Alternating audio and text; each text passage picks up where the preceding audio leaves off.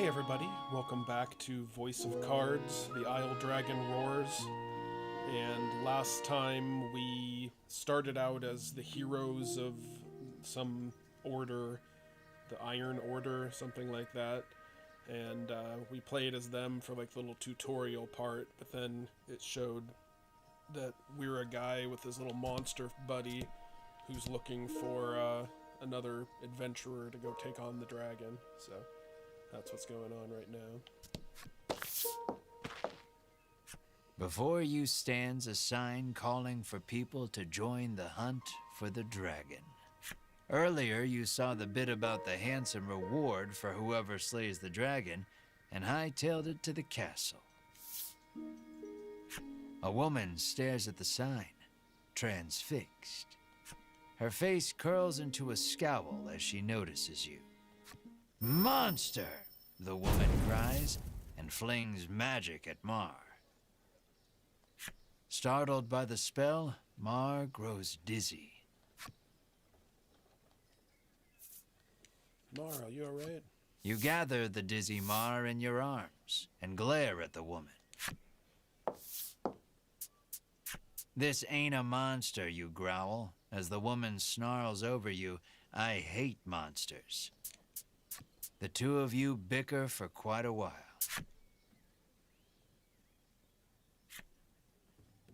That is quite a while. In the end, the woman admits she may have jumped to conclusions, but stubbornly refuses to apologize. Inwardly, you call her unsavory names as your attention shifts to a different topic of conversation. Turns out she really hates the dragon and would love to take him down with her own two hands. But she knows she's no match for him alone, so she's at a loss for what to do. When you tell her you're after the same thing, she squints down her nose at you. "Fine," she says, "I can help you." Sure. She's a little annoying, but you are looking for quest companions. "I only want to see the dragon dead. I don't care about anything else," she mutters.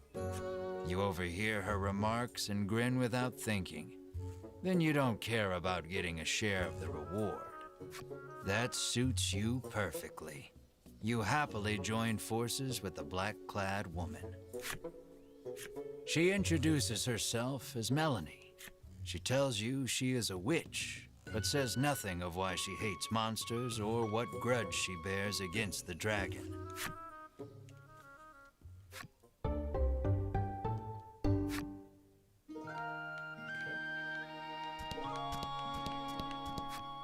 The door is shut tight.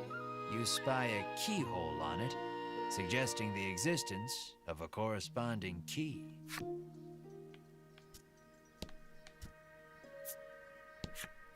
The old man kindly warned you of the dangerous monsters outside of town.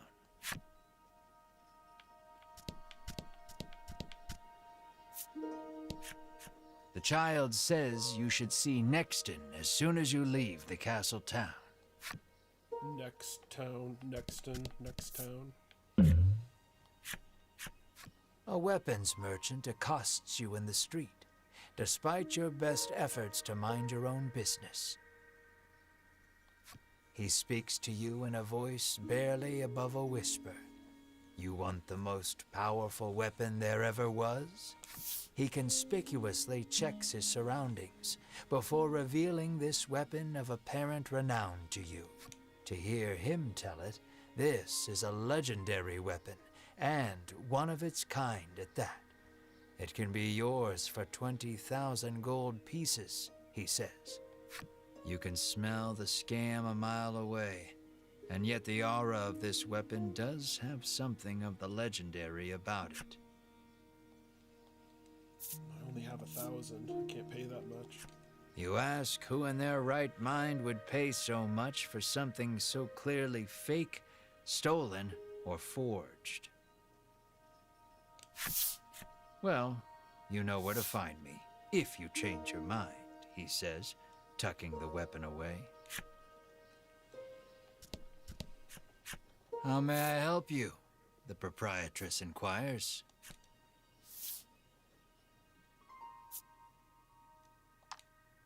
It's only 5 damage. I don't even think it's worth it to buy any.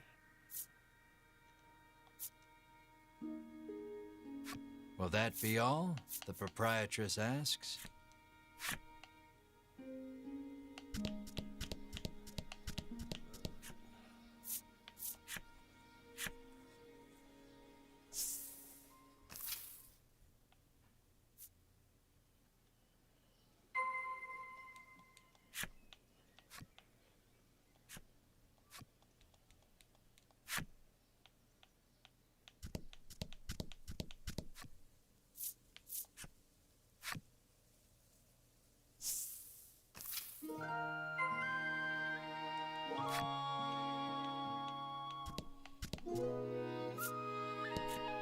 Welcome to Nexton, hails a man. The man doesn't respond to any question except to parrot back his original greeting. Let's see if he knows anything about the dragon. You try asking the man if he knows anything about the dragon. The man's eyes widen. He leans close, cupping his hand to his mouth. Yes, what is it? A secret? Welcome to Nexton, he whispers in your ear. Useless. Typical NPC. How may I help you? The proprietor inquires.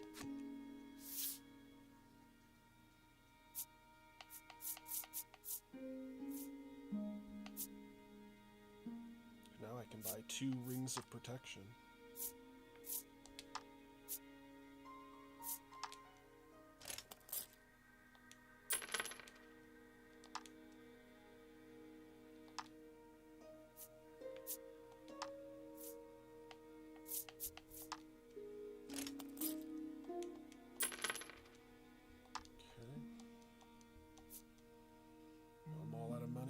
Will that be all?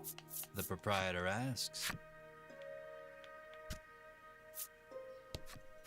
The woman tells you she's so terrified of what might happen if the dragon attacks the town. She hasn't been able to eat. Is that why you're still carrying around a huge piece of bread?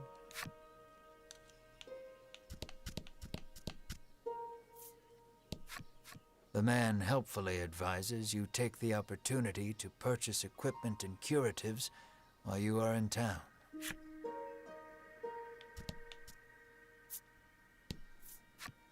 A woman sits hunched over by the side of the road. Upon catching sight of you, she calls out for your aid. She's sprained her ankle and needs you to take her to the nearby apothecary. Sure. You try to lift the woman into your arms, but the weight's too much for you to bear. You lay the woman back down where you found her and mutter a quiet farewell before turning to leave. Upon seeing that, Melanie snaps. What kind of person are you? We got the dragon to worry about. We've got the dragon to worry about, you say, like an insensitive jerk. It's an insensitive jerk. Ignoring you, Melanie gingerly helps the woman up. Mar bends so the woman can get on his back, and the two of them head off in search of the apothecary.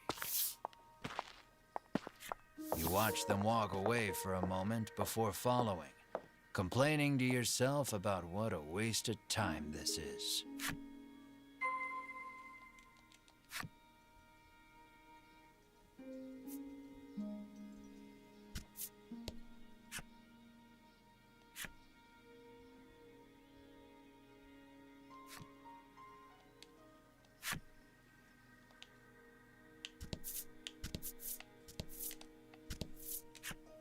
The girl says if you follow this road northwest for a bit, you'll come to Thryston.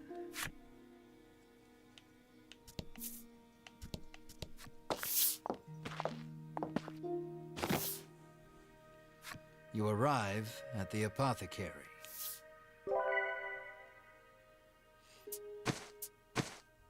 After taking a curative, the woman begins hopping up and down. Nothing holds a candle to Ivory Order medicine, She thanks you and pulls something from her breast pocket. Oh yeah, it's the Ivory Order.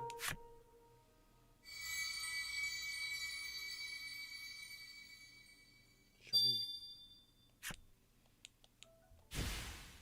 Mysterious card number. You've helped someone, albeit not quite out of the goodness of your own heart. It might be a good idea to do that again, should you come across anyone else in need of assistance.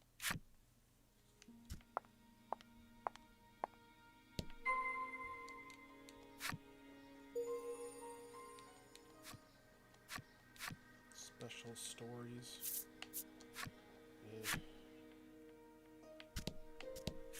How may I help you? The proprietress inquires. A realization confronts your urge to shop. So what'll it be?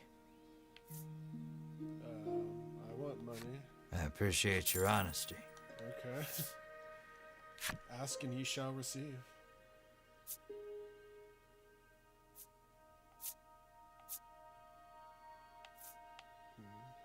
Okay. Will that be all? The proprietress asks.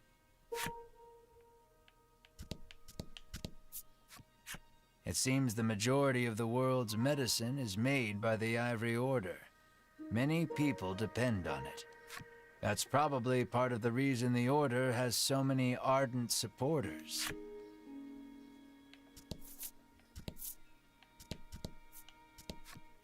Apparently, a monster researcher lives in Thriston and might know something about the dragon. It seems you've learned all you can here. Time to move on.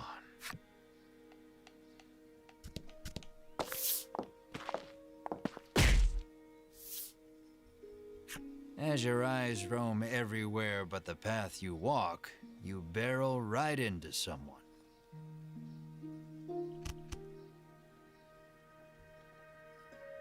When you turn to see who it is, you see the Ivory Order trio from the castle. Winifred, are you all right? The sagely old man asks the woman, voice full of concern. I'm fine, the woman called Winifred replies. Thank you, Hedwin. Berwin, the old man calls, turning to their stoic companion. He jerks forward, as if to defend Hedwin and Winifred. The trio advances on you. How dare you treat disciples of the Ivory Order with such disrespect?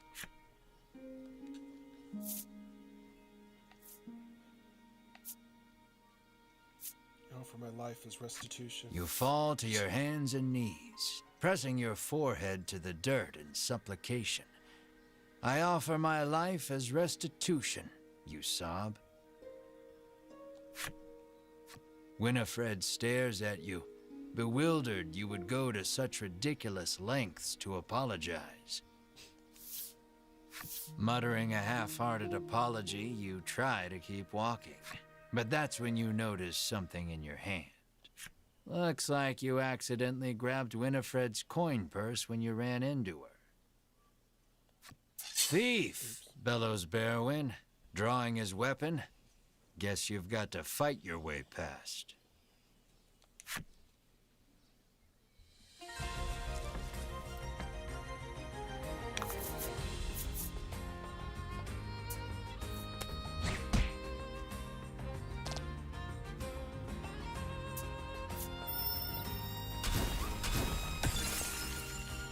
Pretty sure this is a no-win situation.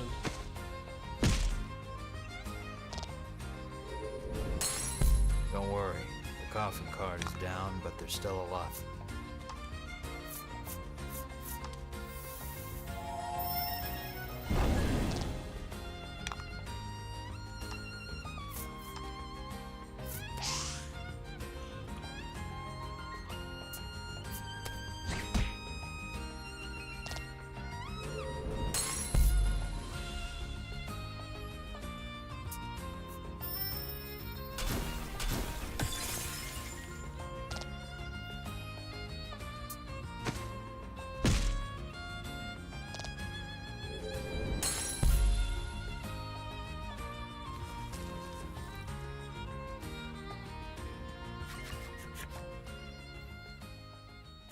The Ivory Order laid you out flat.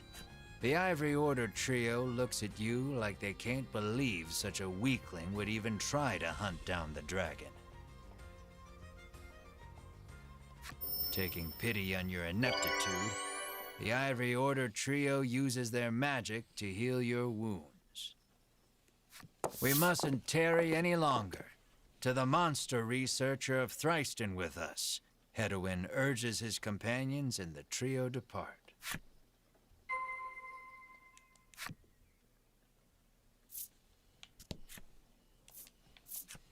There's nothing else to do here. Aimless wandering can be fun, but if you want purpose and direction, I'd suggest sticking to the path.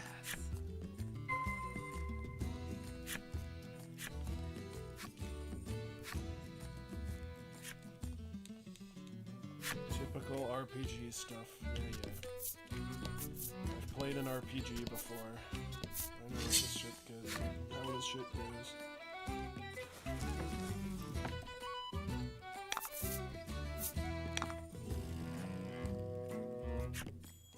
Tutorial crap. Even though I've already participated in battles, I know how this works. The only handy information is that 10 is the max, so you might as well start using them. We're getting close to 10. Yeah. Blah, blah, blah.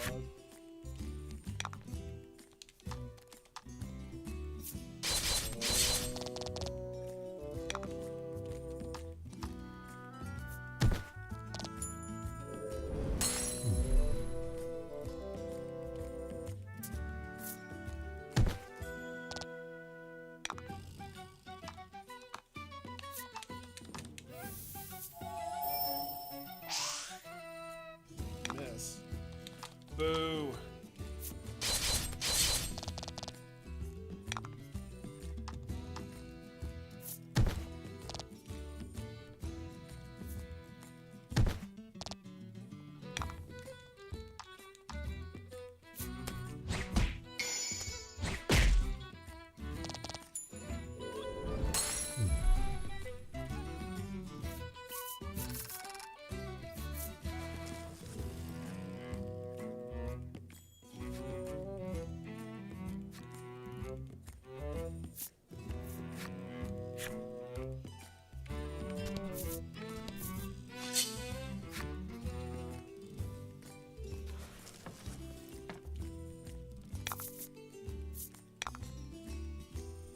That cute little thing.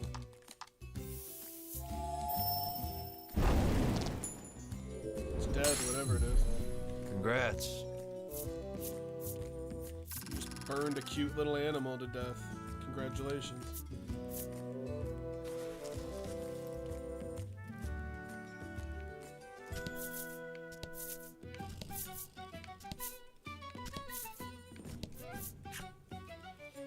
This way to Thriston. Alright. Looks like I'm going that way. You kick a rock down the road, muttering about what jerks those three from the Ivory Order are. Cut it out, chides Melanie. She warns you your anger will only come back to bite you in the rear. You grumble, but your sulking is cut short when out of the thicket leaps a monster. The rock you kicked must have hit it, because it is really mad. Brace yourself for battle.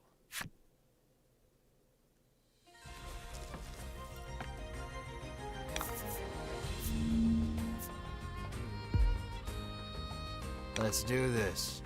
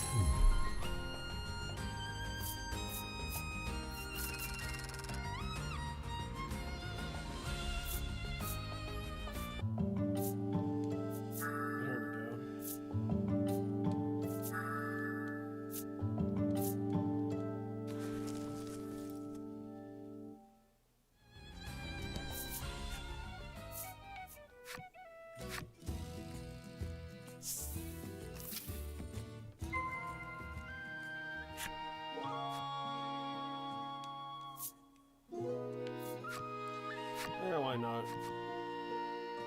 The inn, that's self-explanatory. Apothecary, yeah. Recovery items. Armor, weapons and armor, item shop. Game parlor. Play some card games. Interesting. Mini games. Alright, so I think I'm going to leave it here for now. Tomorrow we have more Phoenix Wright versus Professor Layton. We're in court for doing the first court case in that game. And on Saturday we have more Broken Sword 2, The Smoking Mirror, and we'll have Phoenix Wright again the next day after that, and then more Broken Sword on Monday to start a new week. So hope you're digging this interesting game, and it's definitely unique as RPGs go. So we'll have more of that next Thursday if you want to check that out, and hope you have a good end of your week.